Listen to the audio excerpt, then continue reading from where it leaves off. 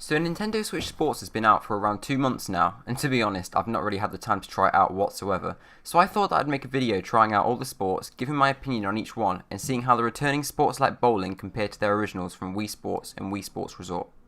So upon loading into my first game of bowling online, I saw that things were going to be very interesting right off the bat, and already the game's nagging me about standing too close to the TV and emphasising the use of the Joy-Con's wrist straps. To be honest, I can see why they probably did that after the many debacles from back in the day. The whole gist of the online bowling is that you bowl as normal, obviously trying to knock down all the pins and get higher scores than everyone else, but with the twist of it being a process of elimination. Every round, the people with the lowest scores gradually get eliminated until there's eventually an overall winner. Now, despite my godlike skills at Wii bowling, I never seem to be able to win, kinda like real life. So with the improved motion controls of the Joy-Cons, I made it my mission to destroy my 15 unworthy adversaries, getting strike after strike after strike, with lots of waiting for people in between. I mean, come on guys. You've got to do better than that. So with the first round ending with me sitting comfortably with a 14-point lead, my success continuing into round 2 and then doing slightly worse than I would have liked for round 3, there I was in the final with some sort of cyborg guy and good old Uncle Addy. Wait a minute. Anyway, I naturally destroyed the two of them, emerging victorious with my ego inflated, finally proving after 16 years that I'm the best at throwing moderately sized balls into clusters of skittles. Following my victory, the game decided it was going to give me 107 XP, presumably just for playing online and showing everyone who's boss.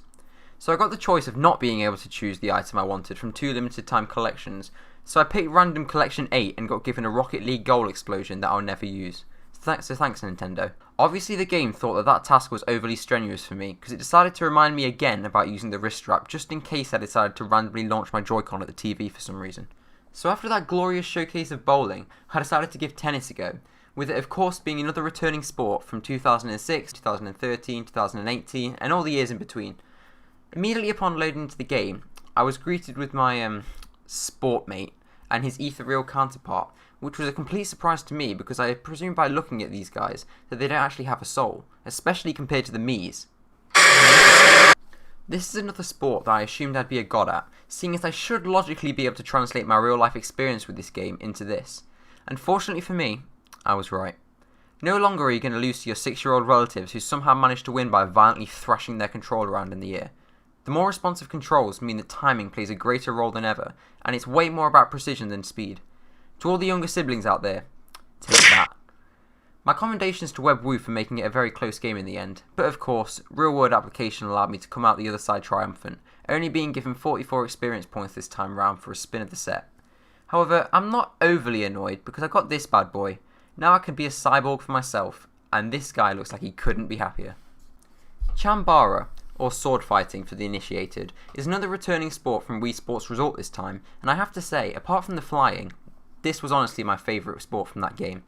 With a choice of 3 sword variations, I decided to be boring and pick sword, before being introduced to the Spocko Square Arena, which looks nice and all, but it doesn't exactly give the same feeling of the stadium from the previous game on Woohoo Island.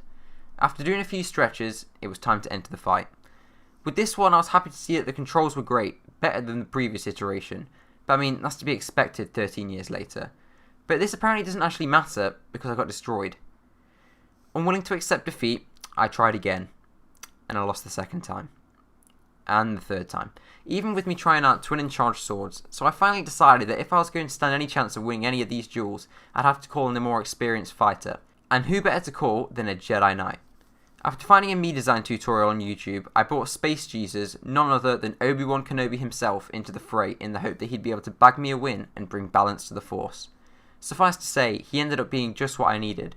So sit down, Duel of the Fates and Duel of the Heroes. Star Wars has a new duel more iconic than either of them. My boy Obi-Wan versus Pablo, and surprisingly enough, he decided to actually follow through in making sure the enemy was vanquished this time. Finally, we're on to the first of the 3 new sports, volleyball. So after my obligatory piece of advice from Nintendo on how and where to play the game that I bought with my own money, Saburo and I were thrown straight into a game against James and Chris. Volleyball in this game basically involves being submissive and doing exactly as you're told, as the game likes to criticise you with your every action if your timing's even slightly off. It even positions your character for you most of the time, so all you really have to do is lift your arms when it tells you to. With this one, I worked out that to win, all you really need to do is smash the ball into the back corner of the court, and the game basically prevents your opponent from reacting fast enough 9 times out of 10. Once we'd figured this out, the game was over pretty quickly, and even though we were losing by a fair few points initially, we were able to clutch it by using the same tactic over and over again. So yeah, not my favourite sport in the game. Realistically, they could have added something more enjoyable with a little bit less autonomy and more for the player to actually do. Now back to tennis. Oh wait, sorry, I mean badminton. In this game, badminton can go on for a very long time. It's very easy to maintain a rally, and the only way to really lose a point is to literally stop paying attention, but even then it's difficult, seeing as the court is quite small. Don't get me wrong, I enjoy badminton as much as the next guy, but there's only so long I can keep winning 5-0 when each point feels like it takes forever for someone to actually score.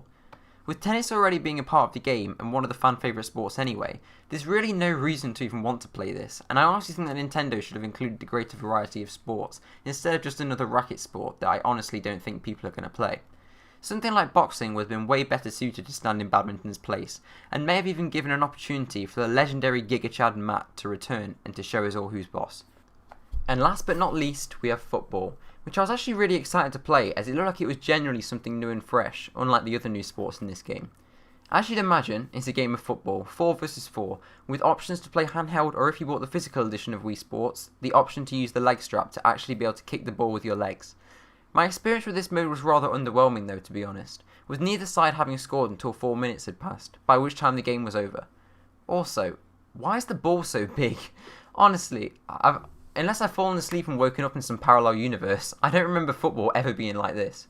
I honestly get the impression that I've paid for a more overpriced, lesser version of Rocket League, with lots of monotonous running and stamina bars slowing the pace of the game. There's also a penalty shootout mode, but that's just what it says on the tin really.